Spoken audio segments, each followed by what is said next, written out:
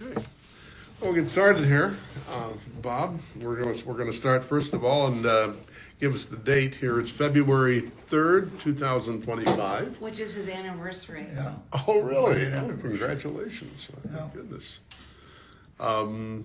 So we are interviewing Robert Skilliter here at the Genoa Library offices, and I think we're going to talk a little bit about your background and your life in Genoa.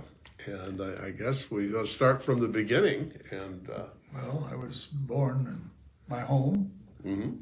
Dr. Skilliter delivered me, and that was 1931, August 11th. And I was raised right there. I live right next door to that house. So, My granddaughter lives in the old house, and been here all my life. Yeah. so born in 1931. At that time, did your parents own the hardware store then? At that time?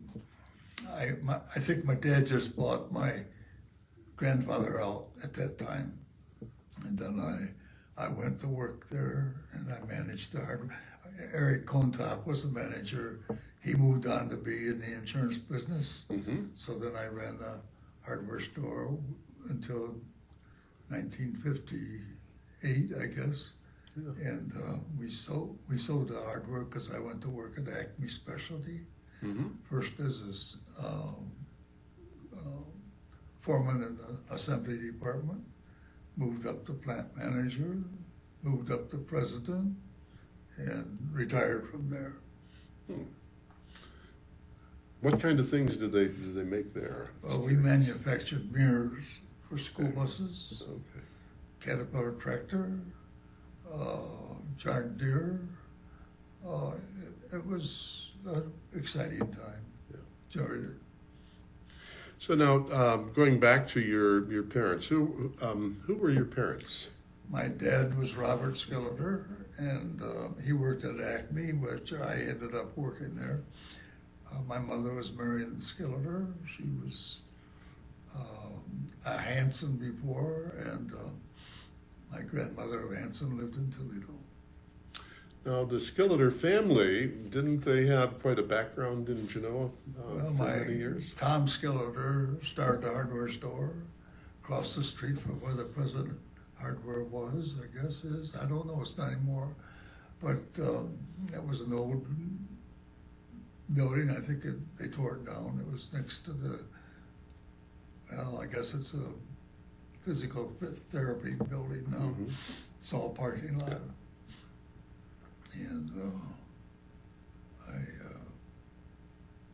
went to work for my grandfather, learned the trade, moved in, got married, and after Eric left to sell insurance, I managed the hardware store.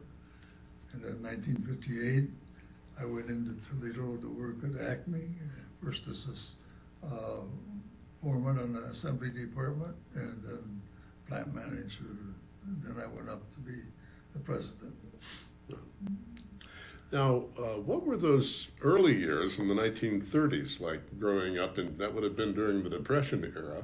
So I would imagine things could I have been don't tough. remember too much about the No. Depression part, but I grew up with, my neighbor was Philip Hahn. He lived where I live now, and we had a lot of times together. It was during the war when we down in my house, I guess I lived there then, in the basement. We played airplane, I guess, and because the war was on, and so we had a good fellowship between us. They were and moved from the house I'm living in now back next to the old St. John's Church in it's in Superior Street. Yeah. Superior and 6th, I guess it is. That's before they moved to a new location. How would you say, I guess, as people look back, and everybody talks about changes in Genoa, as you've seen changes on the street. What was it? What was it more like, let's say, in the 30s and 40s, as far as businesses, because certainly it's probably a lot Well, different than it is today. My grandfather owned a hardware store. He acquired it from his father, Tom Skilliter. My dad bought my grandfather out when he wanted to retire. And it was, we had a good time. Main Street was somewhat different. It didn't have, I think it had a brick street. It was blacktopped over. The lights were, at that time, they put in fluorescent lights or overhead lights. We came back and made that into a more of an antique area, the way it was originally, I guess. Not real originally, but on its growth pattern. Yeah. So, do you recall any of the old other stores that were down there? I know next to Skilliter's for a long time was Race Electric. Right. But he also was a pattern maker. Yeah, right. Right. And Sampson's were, well, Berman was there, but then Berman moved on, I guess, and Bob Sampson bought that building and managed it. And the savings loan was right next door to it. And a red and white store, which was run by the Hesselbarts. They used to deliver groceries to us. And then there was a meat market next to that, I guess. And Cashin's were next, south of that. Don Cashin was the fire chief. I was a fireman from the time I was 21 till, I guess after I started going to work at Acme, I slowed down. But when my youngest son was 2 years old, 1973, when I get out of bed, I was making too much noise to answer the fire alarm. And so I guess I retired from that point on. But I enjoyed the experience, and it was a nice community to grow up in. The fire department was a huge part of the community then. I remember it as being a major driving force in the community. You know, the fire department was in the town hall, 2 fire engines, and one was a 1923 Stewart. That was the main truck, but then they finally in 1951 thereabouts, we built a new fire station. And Pickle Miller was a mason. We volunteered our labor to put that together. And so I think I ended up being the president of the fellowship just before I retired. But it was a fun experience. It was dangerous at times. I remember when the Elmore hardware store burned down, we came over as mutual aid to help them. I remember going to Fremont when Fremont had a flood. We were pumping out basements and stores down there. I enjoyed the experience. Yeah. There were any what are some of the other people? Can you remember some of the other people and talk about them that were on the fire department at that time? Because there was quite a few Genoans were involved in that fire department. Well, there was 2 types. There was regulars, and then there were honoraries. Okay. And there were 20 regulars, and then maybe 20 honoraries. Yeah. I think I started as an honorary, ended up in the other slide in the regular, and we had we had a bad fire at my corner down there at West and 5th Street. The Dunn family lost a boy in there, and that spearheaded the need to buy a better fire truck, and so they bought a John Bean, and I was a fireman from the time I was 21 till I went to Toledo to work. And that was a bad fire. I think it was on New Year's Day, and we lost. I think Johnny Dunn at that time. Yeah. Yeah, that was a bad fire. Exactly.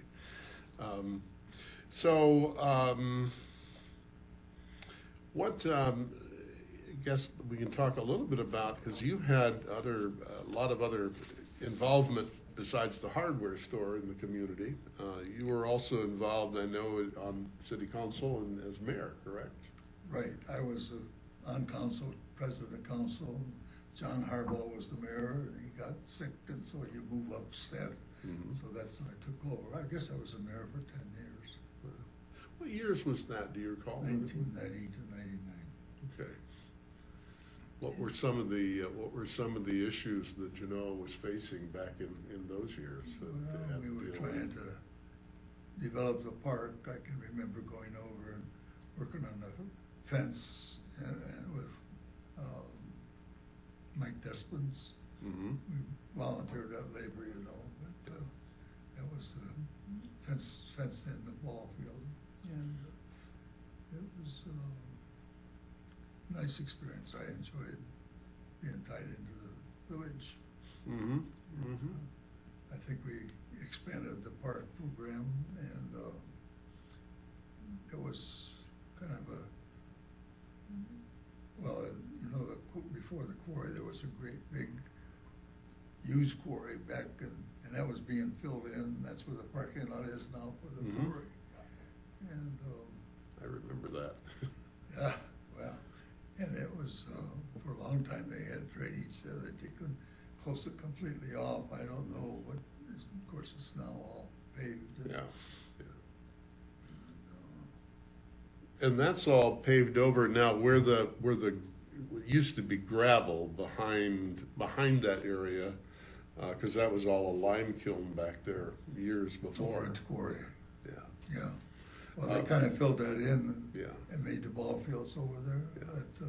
But when I was there, it was, well, on Washington Street, part of the park was, they had some trees up there in a deep valley there, and they had red water maybe they had another small, anyway, there was water. I don't know if there was another small quarry there or not. Yeah. But we were growing up as kids. We'd go over there and play army. It was during World War II. And it was, the park's come a long way from when we first did there. Of course, they vetted the play fields there, and I think that was all, John Dunn helped to fill that in from getting all Yeah. surface dirt from the lime plant, and then that was kind of a swampy area before. And, Yeah. so it was a fun experience. Now, did your family play a role in when the quarry became a park, a Veterans Park? Was that? My dad went down to Cleveland and negotiated with Kelly Island. Mm-hmm. I think he was on council at that time. Yeah. So my dad ended up buying the quarry. Of course, then council turned it over. They paid for it. That was the village quarry. And, I can remember back, and we had a high diving board. I never was that good a swimmer that I used the diving or the high dive. And then that was before we had a baby quarry, and then they ended up expanding that to open up into the water, so there was, it's always cold because they pumped that out and put it in, but after they took the wall out, and it was all one built, the quarry kind of kept it comfortable. Mm-hmm. Mm-hmm. And my dad was on council when they negotiated the purchase of that, and so. Now, do you recall, did kids go over there and swim before it was a park? Was it? I'm sure they did. I was not that good a swimmer, so that was not part of my, I probably at Boy Scouts got to be never got my, beyond a life scout because you had to do some life saving, water safety, and I wasn't that good a swimmer. Mm. Yeah, I always wondered about that because I know it really wasn't filled in because I think in the 1920s it might have still been an open quarry yet and not filled with water. So I think Well, that was right up in front. where the parking lot is now. Yeah. Yeah, Yeah. next to the Dairy Queen. So, yeah, we spent a lot of time there as kids. Most people have the quarry is a real part of Genoa. Is it though? Yes, it is. And they've done so much with it. Mm-hmm. And you would know it from the time I was growing up. Yeah. But, Yeah. Yeah. So now you also were involved in the creation of the Griswold Senior Center, which is where right, the that was part of the hardware store. store. And then Ed Griswold came to town. He was village administrator. Mm-hmm. And then he got a grant from the county and he purchased the building and then remodeled it, put in a concrete floor, put bathrooms in it, kitchen in it. And it was nicely done. That building is relatively old. Do you know what That was the Hesser building. Really, it was Hesser Hardware next to the Skilliter Hardware. And during the Depression, the Hessers went out of business. My grandfather bought that, but he never used that part of it, just held the building. I guess my uncle was involved with that, Marion LaPlante. And so we didn't do anything with it while my grandfather was living. My dad bought that out, and then the county gave the village a grant. Yeah. That's when the senior center was converted.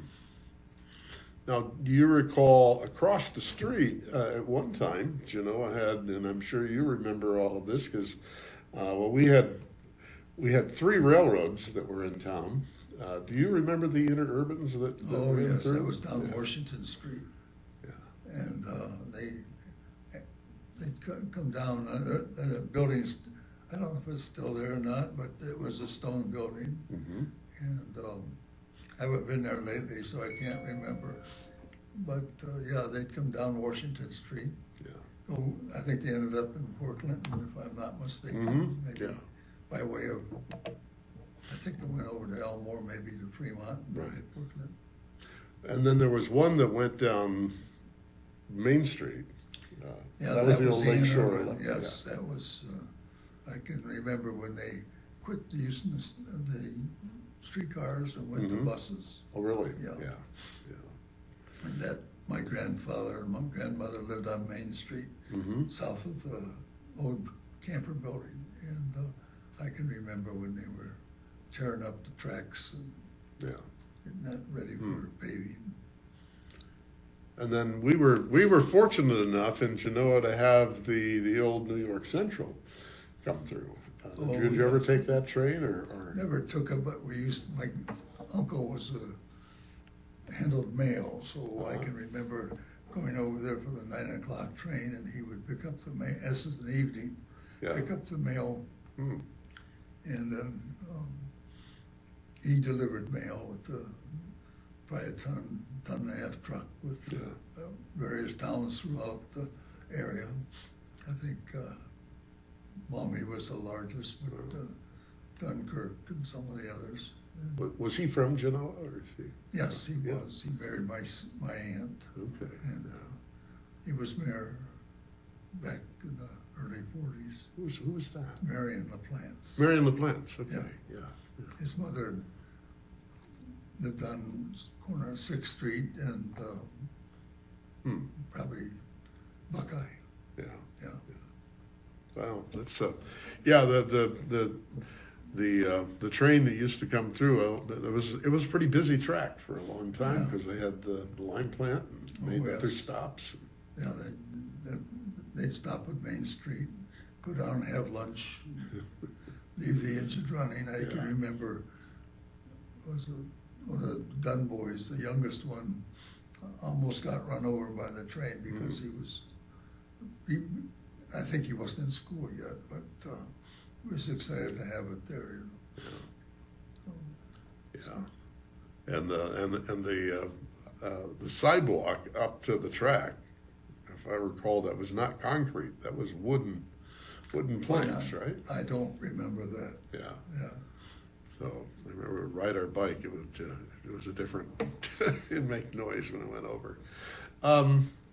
So talking about school, I know you were active and involved in sports in school. Can you tell me about your background I was in at that? 45 to 48.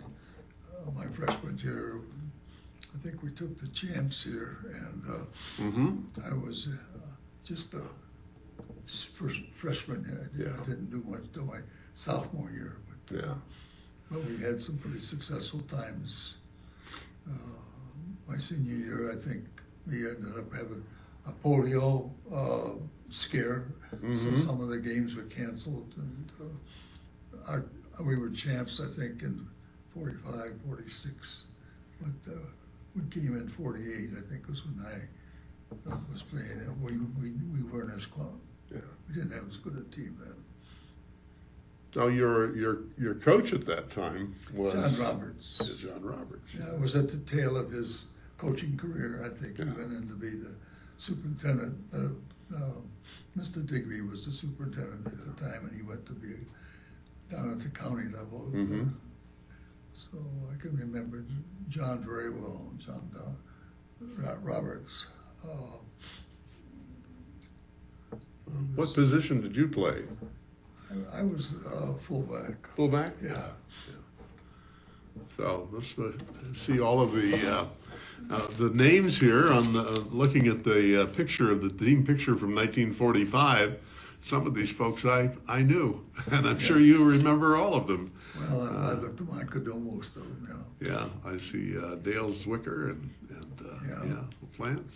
Mr. Ronaldo was assistant coach. Oh, Joe Ronaldo was assistant coach? Yeah. Oh, it's interesting. I think that's right over here. Okay. Oh yeah, I can recognize him. Yeah. He looks like his sons. My goodness. Yeah. And a lot of names that I recognize. Well, how did you? What was it like being on the team back in those days? Did they make you practice a lot? Or did you have to do two-a-days and all that stuff? Well, we practiced first of all behind the high school, then we get down to the football field, which is down on 163, which is now grassed over and owned by the senior center over there. Yeah. But we dress in this school, run down to the field. During practice, we practiced behind this high school, and but we'd go down to the field. We put on our lights for the football field in 1946, which was probably my sophomore year. I know we beat Port Clinton my freshman year with Bob Sampson was a star player, and we had Vocal Pool was a fullback, and had a good team there. We had some pretty successful years. Yeah, sounds like it. And when did you go on to state, or did you regional? That was kind of before they had that. Yeah. We were county champs. County champs. Yeah. So looks like you had a pretty good record. You had a few, skunked a few of them. Yeah, we were pretty successful. Yeah. We didn't do quite as well my senior year, Yeah. but we had a polio scare, and we started late. But it was a fun time. I enjoyed it. You lived through that polio scare, and I know that really had a huge impact on a lot of people in town. And, Well, I had a schoolmate, Galen Lowe, was paralyzed. Well, he was in a lung chamber for a while. I guess that got better, but he was paralyzed and couldn't walk. And what they called Jerky Coleman, it would be Carol Coleman, had polio, but he was not hampered by, well, they call it, they were handicapped, I guess I'd say. And then we had Cliff Reeder. Cliff Reeder ended up selling insurance over in Curtis. He was a good player at the time, but he got polio, and of course, from that time on, he was with braces and had to use crutches to get around. Wow. It was not No. And we didn't know what caused it, I think we delayed some of the football games in the early fall because of it. Yeah. Yeah. Yeah, that was well, and fortunately, fortunately we developed the vaccines or whatever, and Made got much difference. We really Yeah. didn't know what to Yeah. do about it. Yeah. yeah, it was just so. Now you had just looking over some of the things. You were also involved with the Methodist Church here in town. Oh yeah, I think I was a lay leader back in Mm-hmm. 1920. Oh, I was 21. Yeah. And been there all my life. And right now I'm going with my daughter, connected to the Genoa Christian Church, Mm. and Mhm. I go occasionally to the Methodist Church. But, Yeah. Yeah. it's we had a good time there. And were you involved with some community projects with the church, as I recall, years ago, or Well, they used to have a homecoming, and, Yeah. and the church Yeah. would have a booth or so. Yeah. I think we sold balloons or gave it. I don't know. Yeah. I know my dad was involved at the time. I was just a young Mm-hmm. kid, but I can still see the pictures of when they were there having the park go. Yeah. They first had the homecoming on Main Street, Yeah. and then they went over and put it on the park. Yeah. Yeah. I remember those homecomings on Main Street. Yeah. It was, Hey, you've That been was- around a while too. Oh yeah, yeah, yeah. I have. So yeah, I remember that. That was always fun. Now you had also just looking here at the talking about one of the things I know we wanted to touch on was when I guess this was when you were involved with Public Works here in Genoa, the paving of the alleys in town. Yeah, I guess I was on council at the Yeah, time. yeah. And unfortunately, they paved my alley first. I didn't particularly care about that, but we ended up paving. There was a maintenance problem when they were gravel. Mhm. We had to oil them down. I Then remember, you got yeah. oil on the car. Oh yeah. So I think our alley somehow got paved first. I don't know why that was, but Ed Griswold was the village administrator, Mhm. and he kind of supervised it. In Yeah. fact, I think that alley was paved by us. We rented or owned or something a displayer or whatever it is Yeah. that puts it on. We didn't do that very long. Yeah. Bergmans came back in and did most of it, but Mm. we used to have to grade every alley every year because they were all gravel. Yeah. Then after that, you got oil, and you got oil in your cars. So that was a big improvement to put blacktop on, lot less maintenance for the village. Yeah. And, Oh yeah. Yeah. We had. Well, where I grew up on West Street, we didn't even have a street in at that point. Is that right? Yeah, because they hadn't built the street until they built the Bruner School. Okay. So it was just basically a cutout, and then we basically grew up on the alley between off Main Street. So, and then they got once they built the Bruner School, we got And the improved. street down Yeah. there. Yeah. So Yeah. Sanders was down there, and Ralph Camper. Right, Yeah. right. Ralph lived on the Main Street. And, Right. The Sanders lived across the street. Yeah. Yeah. So. One of the things we talked about, we did an interview not too long ago with Eunice Chambers, and we talked about, and I did a story with the Suburban Press not too long ago about Forest Park, because that was a big part of Genoa's history. No, that came in the tail end of it. I didn't remember. Yeah. They had a roller skating rink there. Yeah. Russ Yaki was kind of the coordinator Mhm. of that, and then the fire department would have a dance out there at the Yeah. closed-in area. I guess that ended up a gambling area. They're gamblers Yeah. out of Yeah. Detroit. And, they used to have New Year's Eve parties there. I think that was when the Dunn house caught on fire New Year's Day, of course, the firemen had all been out to the party the night before, so, and we had the steward as the pumper, but they ended up, that's what caused them to buy the modern equipment. Yeah, yeah. And, So, so, it was memorable times. yeah, well, yeah, for sure. And some of the what makes the town memorable, I think, in many ways, are some of the people who lived here. Who are some of the people that you remember, perhaps, who Well, the characters? Al Camper lived across the street Oh, yeah. from me, and he ran the grocery store uptown, Yeah, and he also sold clothes. And Hasselbart's was a red and white store, and they used to deliver groceries to Mom, my mother and dad, and then Rice Pool Hall, yeah, and Chevrolet Garage was up there. Jerry's dad, mm-hmm. and Valviners were, first of all, Collie was the ice cream man down in the middle of the block. Oh, Colley's ice cream, yeah. And he moved down, and I think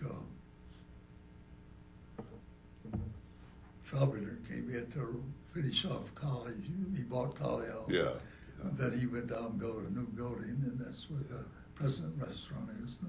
Yeah, yeah. And, but it was some changes in town. Yeah, yeah. Well, we even had a bowling alley for a while. Right. I think Clarence Stevens managed that. Yeah. Yeah. It was next to Cashin store. Mm-hmm. Yeah. And then they ended up buying out the bowling alley and expanding the store, if I remember. Well, yeah, I don't know quite how that was. Yeah. I know Clarence Stevens managed the bowling alley. Now, there was another car dealership in town, because beside the Ford garage and the Chevy, wasn't there another car dealership across the street? Was it? Well, the Ford garage was initially in the middle of the block, Okay. and then Zucker and Cashin came down, and they had across the street down the corner of 7th, I guess, 7th or Right. 8th Street. Yeah. And I think they sold Chryslers and Dodges then. Mm-hmm. But, it was, then they of course moved out on the highway Yeah. after I grew up. Yeah. Yeah. Yeah. The Woodville Road changed considerably, didn't it? Oh, yes, yeah. I guess I don't quite remember going over the railroad tracks, that viaduct was put in. And, Yeah. And I know as I was a Boy Scout, we were camping out in my grandmother's woods out there by the tunnel or viaduct. Mm. And my brother was a junior assistant scoutmaster.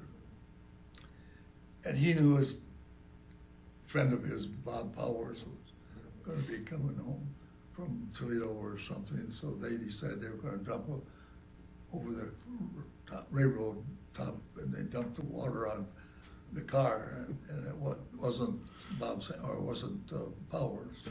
It was a guy that had just been in a serious accident the week or two for maybe a month before, but it was an accident that killed somebody. I think it was between Woodville and Genoa on the curve. So he was not a bit comfortable. He came storming over. Of course, the Skilliter hardware, which was my grandfather's, was out there at the front end of the woods, and it was farming ground. And he could see the name of the Skilliter hardware, so he came storming over to my dad, and I think I was riding a bicycle at the time, and I had gotten into a slight accident. I was a neighbor that lived over here on Superior Street and 6th Street was coming along, and I caught the side of his door and scratched his door. He was coming down to complain to my dad about it, and I can remember a little bit about that conversation out in the front of the yard. Yeah. But it was Now, were you, you've never lived, you've always stayed in Genoa, you've never I lived was born anywhere in the else? house next door, which Yeah. is my mother and dad's. And they bought the house I'm living in now. Yeah, They were gonna tear it down and put a recreation room on their house. And they, Helen David was a widowed, well, she was a school teacher. Her Mhm. husband got killed in the World War II. And so he rented the house to her.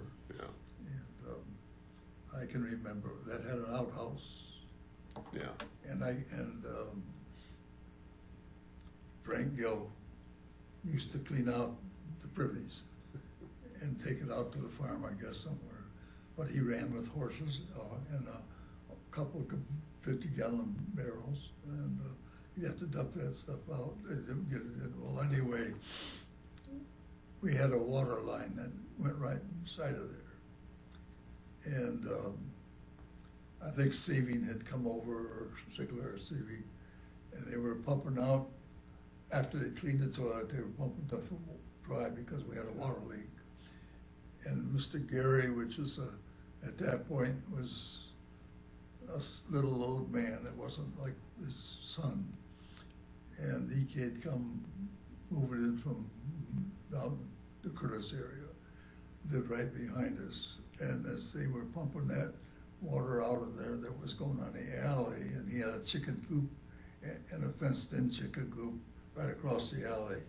And he came over and said, you know, I would never do that to anybody. Why are you doing this, you know? Of course, it was just clean water, Yeah. but it settled him down somewhat. But he had an outhouse behind us there. And it was, Helen David lived there, so my dad never tore it down. Back in '49, my mother and dad fixed that up for my brother to move in. But my brother they had got 2 children, I guess, and by the time they got the second one, they figured the house was too small, they'd have to move. Mhm. So they went to Main Street. So I moved in there. I'd started, after our marriage, we were living in, on 163, and I guess Cherry Street in the corner where Hasselbart lived there. And they fixed up the upstairs for rental. So my wife and I moved out from living with my mother and dad, lived over there. We were the first renters. And I can remember Judy Hasselbart was probably 2 or 3 at the time. And of course, we had to climb upstairs outside to get in. And we were there for maybe a year and a half. Mhm. I can remember that time. We used to climb the outstairs, and of course that's been taken down now. It's all Yeah. it's a deck for somewhere. I think Yeah. my grandson is living there now. Anyway, upstairs was the living room, but that's now a bedroom, and they're remodeling it considerably. Hmm. But it was good times. Yeah. You mentioned Frank Gill. I remember Frank. He used to have the wagon. Yeah. He used to go around town, pick up junk in the wagon. Yeah. So, yeah, I remember that. What would you say of all the things that you did in Genoa and were involved with? What were some of the things you were most proud of that you did? That you were... Well, I served on the fire department. And I enjoyed that fellowship. And I can remember we had I think it was Mexicans, got in a bad car accident on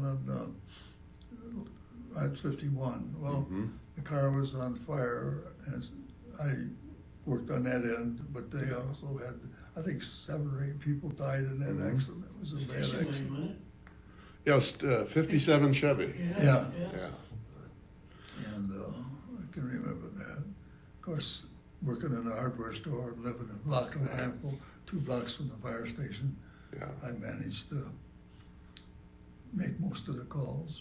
But I can remember my wife was complaining that we have a fire at night, and by the time I got dressed and got out of there, And I was usually one of the first ones there at the building because I lived that close. And my wife was very upset because I was waking up my 2-year-old youngest son. So, well, that's. I want to know about your siblings. Well, I have 5. Mm-hmm. My oldest son is Bob, named after me. I have Mary, which is number 2. Mm-hmm. I had Bill, number 3, Mm-hmm. and he married a Hasselbart girl. I had Rick, number 4. He lives down in Bluffton. I have Jerry, number 5. He's bachelor down in Fort Lauderdale, waiting table at a Ritzy bar, our Ritzy Steakhouse, Capitol Grill, I think they call it. And I don't see very much of him. Maybe comes up once a year, and he's not married. But Bob's got 3 girls, and Rick's got 3 boys. And of course, Mary had 3 kids.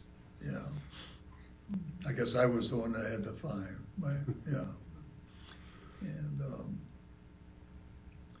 so it was fun. Yeah. How about brothers and sisters? Had one brother, Donald, 5 years older than me. Mm-hmm. And he was, I think, salutatorian at the school, went on to Michigan, University of Michigan, married a girl from Ypsilanti who was gone to Michigan. In fact, I think she graduated as a chemical engineer or something, but they came out and lived at the house I'm living in. Yeah. And then they went across the street and was Mary Kenyon's house at the time, and that's when we moved into our house from. Yeah. And he passed away in '93, 67 years old. So, and your parents, and it's had a note here too. Talk about Gordon Skilliter, Bunt. Well, Bunt was my grandfather. Okay. Gordon was the athlete. He played football and ran track. Mm-hmm. And I think when they ran track in Genoa, they ran down next to the Catholic church. That was the field, but I think they filled that in since then. And we're going to make a cemetery out of it, but that was open. And then I have Ines LaPlante, which is my aunt. And they had another son, Donald Skilliter, which passed away a year before I was born. And my grandmother never got over that. He was kind of a flamboyant guy, and I think he got the flu from the dance hall that he went to in Fremont, and he ended up dying at home. And my grandmother never fully recovered from that situation. But, would that have gone back to the 1918 flu, or was that later after? Well, I wasn't around in 1918. Yeah. I was born in 31. Okay, So it was after that. so there was much after that. Okay, yeah. So that's and then you say Bunt Skilliter? Bunt was my grandfather. Grandfather. He owned a hardware store. Okay. So now, do you know when the Skilliters first came to Genoa? Well, Tom Skilliter was first here. Yeah. I think he may have come from England, but his background is from England. I don't know. Okay. Yeah. My grandfather was born in Castalia, Okay. and Tom, the first part of the store was across the street in an old wood building where I think Bert Porter had his plumbing shop across there after we moved across the street. And I think my Donald Skilliter had a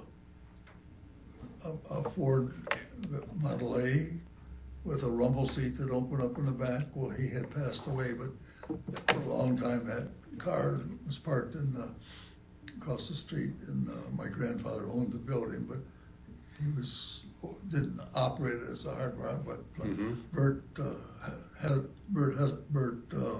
Porter came in and made a plumbing shop out of it. Hmm. And, Yeah. I can remember my grandfather still having some stuff stored over there, and there had a stairway. It was up on the second story, and don't remember those things too quickly because you got to go back into the Yeah. archives. Yeah, I hear you. So, all right. Well, you had just kind of, I don't know. I'm looking over some other things that maybe I haven't touched on that you think you'd like to talk about, or anything that. Well, I don't know how much we talked about the park. Yeah. My dad went down to negotiate with Kelly Island Mm-hmm. and brought back, he bought it and then he sold it to the village. Right. That's when we started the park system. Yeah. And I can remember as a Boy Scout, we went over and planted those evergreen trees and up there. I don't know if the shelter house was there yet or not, but of course the shelter house maybe was there, but it wasn't completed. And then out in front was a water hole. There was some trees were up in front along Washington Street, and there was I don't know if there was a quarry, but there was water hanging in there. Yeah. I can remember as a scout, we were planting trees, but evergreen trees. They're nice and tall now. What's left of them? Now, who was it? Was that Troop 310? Yeah, there was 385, but I was 385. But I was a 310. Okay. Yeah, So- 385 was my brother helped sponsor that team, that program, and I think it was started at St. John's, and then it ended up at the Methodist Church. Yeah. Yeah. Yeah, that was. I know. Yeah, I was involved with that too, and yeah, we did a lot of stuff. Do you remember Laurel Van Camp? Oh yes, I have a couple trees that Laurel planted in front of me, a dirty tree, but it grew well. Yeah. He was. But, He was. I know, instrumental in doing a lot of things over at the quarry and a lot of the. He bird was a conservation. naturalist, yes, very much so. Yeah, it was. So, do you have any? I didn't ask about hobbies. Do you have any hobbies? Well, I have a wood shop upstairs. Yeah. I never used it like I'd like to, but Yeah. I ended up giving my saw to. I had a combination saw. Shopsmith. What is Skill it? saw? Or, no, what was it called? Shopsmith. Was it Shopsmith? Yeah. Anyway, I gave that to my grandson. He has it in Millbury, but it had a combination. You could a lathe and a saw, and you could put a stand-up bandsaw. Yeah. Yeah. But that was up in the garage. What kind of projects did you like to do? Small Well, wood projects or big ones? Or? No, small. Yeah. I helped add the addition to my house. Yeah. Verlanesh was the music teacher at Genoa. He helped with that. And Pickle Miller laid the foundation. Of course, the other half of the house has got stone foundation. But it was a busy time. But Yeah. our house only had 2 bedrooms. Of course, I had 5 kids, so I had to remodel that place and get it bigger. Wow. So, well, am I missing anything here? I'll ask Mary. You haven't mentioned Mom at all. I just Oh, wondered yes, if we you should. wanted to talk about that. Well, she was a freshman. She sat on C5. I don't know if any of you remember C5, probably not. At the high school. It was a big, we had a big class. And anyway, she sat in front of Kermit Freimark because her name was Grosjean and Freimark was before that. And we ended up sweethearts, I guess you'd say. We had a football honoring system where they gave a football to the pin on your clothes at November 15th. Well, I was a recipient of one of those, so I gave that to Teresa, and she had it stolen. Somebody stole it from her, and we were childhood sweethearts from freshman on, and she her at 19, and she passed away about 4 years ago. Yeah. And she was a farmer's daughter, Yeah. and her dad farmed and had a couple of cows, and she had three sisters, and 2 brothers. So they'd all lived in the farmhouse, and Yeah. she was next to the youngest. Yeah. What about when you dated her? Huh? What about Yeah, when you what was- dated her and how you transported her? Well, my grandfather had the pickup truck for the hardware store, and I would go get that pickup truck, and that was my method of, and she lived at Curtis, or outside of Curtis, the farmhouse. So I'd go down to see her, but we would go home after football games, and I know one time I went in a ditch, it was snowy, and I lost control, and of course, that's when Clay Center Genoa Road had a bigger ditch than we got now. They filled some of that in, but we had to call a wrecker and pull me out. There was no damage, fortunately, and then we were down at one of the dances we had, a GAA dance, and we were borrowing equipment to make that into a more pleasant place at the old high school. Our job was to take this stuff back, and I remember using her dad's truck, it was a ton and a half, or maybe a ton truck, and we were taking the stuff back after that. And Marianne Varga lived on Clay Center Genoa Road. We were taking something back to her house, and coming out from that, using my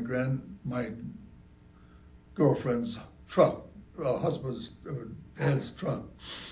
I pulled out, and the car was coming, and I think they ended up in the ditch. I don't think it hurt me any, but I can never. They weren't very happy about it, and of course I was using somebody else's vehicle. Yeah. Just a young kid, 16, 17 years old.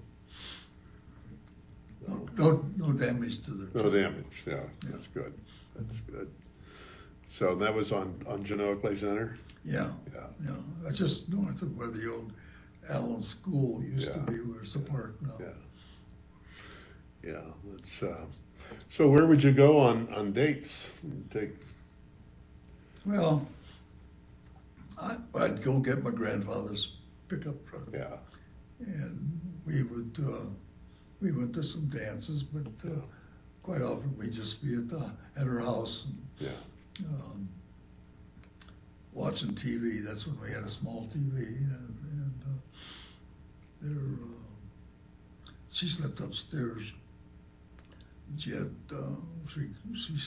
2 sisters and herself, 2 brothers, and in the one farmhouse. And I know we had a lot of good times there. Yeah. Yeah. Well, it sounds like you've had a lot of good times through your Well, life. It's been an enjoyable experience. Yeah. I've enjoyed. Mary and Joe live with me now, and my wife passed away 4 years ago, and she had Alzheimer's before that. So, but she was never hostile or anything, and she was mellow. But that was kind of a tough time. Yeah, sure it was. Sure it was. It's never easy. Yeah, we childhood sweethearts. time of freshman. What was the thing that anything you remember about her back in those days? Well, I can remember upstairs sawing 2x4s to make a picket fence. Mm-hmm. She she lived on a farm. She wanted to have a garden, so we made a picket fence to house in the garden. Mm-hmm. And she was good with plants. Yeah. Was a natural farmer's daughter, and we had a lot of good times together. Yeah. You take vacations together, and any memorable Well, vacations? I think we've been to Niagara Falls. Yeah. And, we were.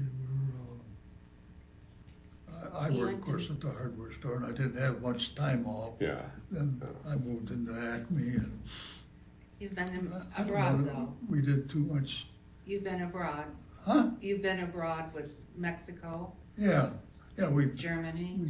traveled with Verla Nash and his wife to Mexico, Mhm. and so we've been out to California, and You had an exchange student from Germany, and you where, went oh yeah, to Ludger. yeah, we had a student came over and stayed with us for a year,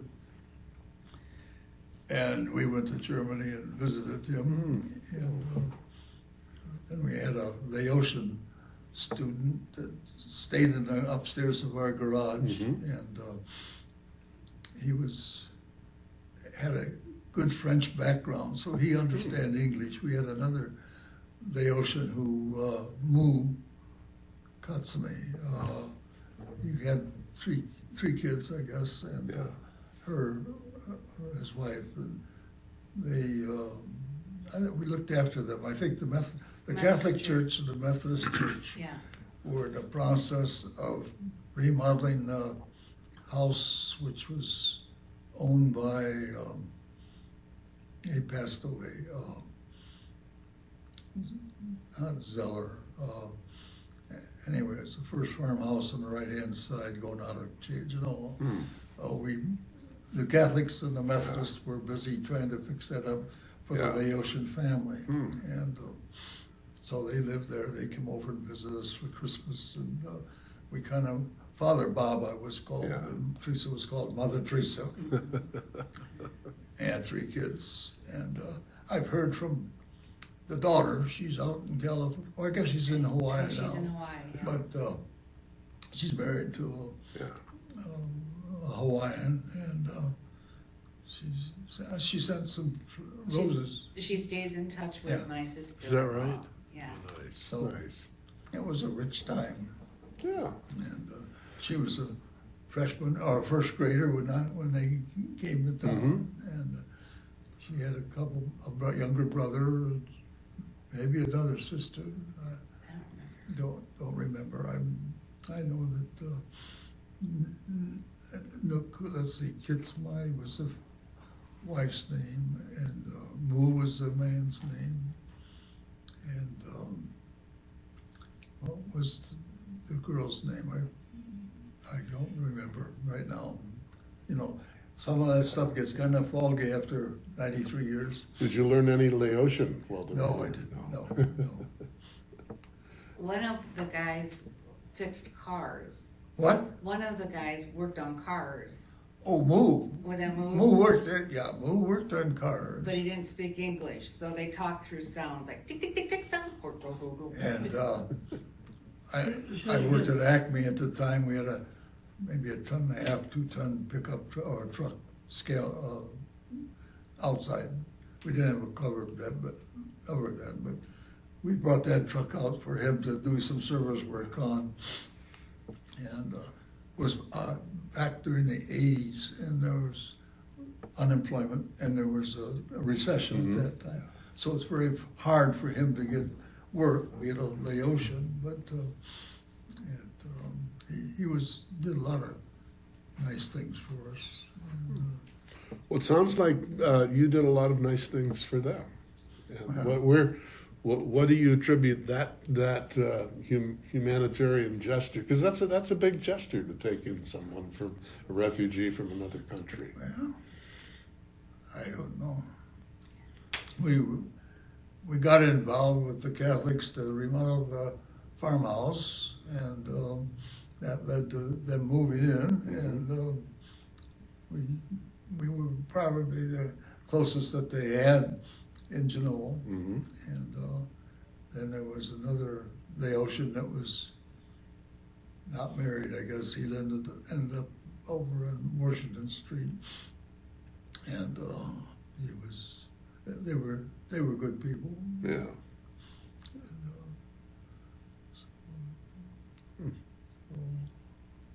Yeah, just a lot of people, I guess, don't find it in themselves to open their homes and hearts that way to others, and some people do. And, He has a servant's heart. does he? Yeah.